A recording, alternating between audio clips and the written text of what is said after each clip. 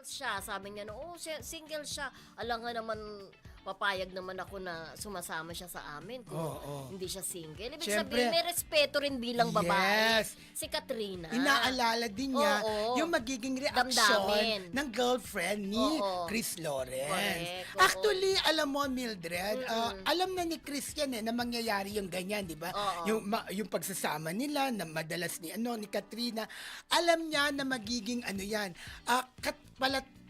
katanungan sa maraming tao kung sila pa ba, Oo, 'di ba? correct. Oo, maraming mag-uurirat. So ayun na nga, binasag na po ang katahimikan ni Chris Lawrence at sinabi po ang kakahiwalay pa lang nila ng dati niyang girlfriend. Oh, tsaka alam mo, parang napapansin ko, hindi lang yun. Halimbawa, si Katrina, nag-post kasi siya, nagbebenta siya ng mga gamit kasi nagde-declutter siya eh. Kumbaga, nagbabawas ng mga lumang gamit. Siguro marami silang bibili na bago. Yung isang chair na pang massage, sabi niyang ganon, advice nyo ko, kumbaga advice nyo nga, ako ibebenta ko to. Pero sabi kasi ni Mr. B, Mr. B kasi ang tawag niya kay Mr. B at saka Miss B.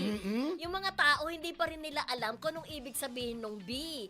Nung ang nag-live si Chris Lawrence, sabi niya, yung Biba Be, yung Biba Babe, yung Biba Baby, hindi nila talaga nire-reveal kung ano. Ang suggestion ni Chris Lawrence doon sa chair na yun na pang-massage, alam mo yung pang-massage na chair, ilagay na lang daw sa taas.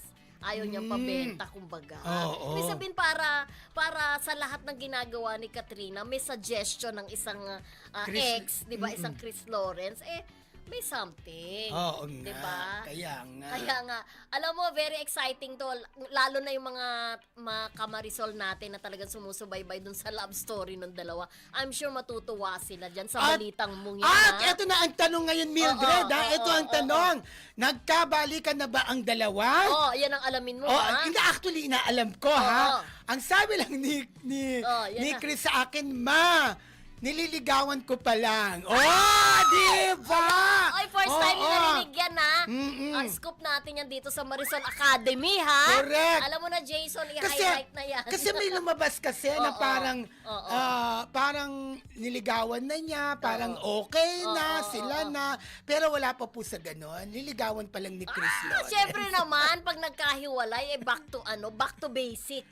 Diba? Kailangan ligawan mo. Ngayon ako naniniwala na pagdating ng panahon, baka ikaw rin at ako. Bagay sa kanila. Love is lovelier in the second time around. The second time around, rather. True. Diba?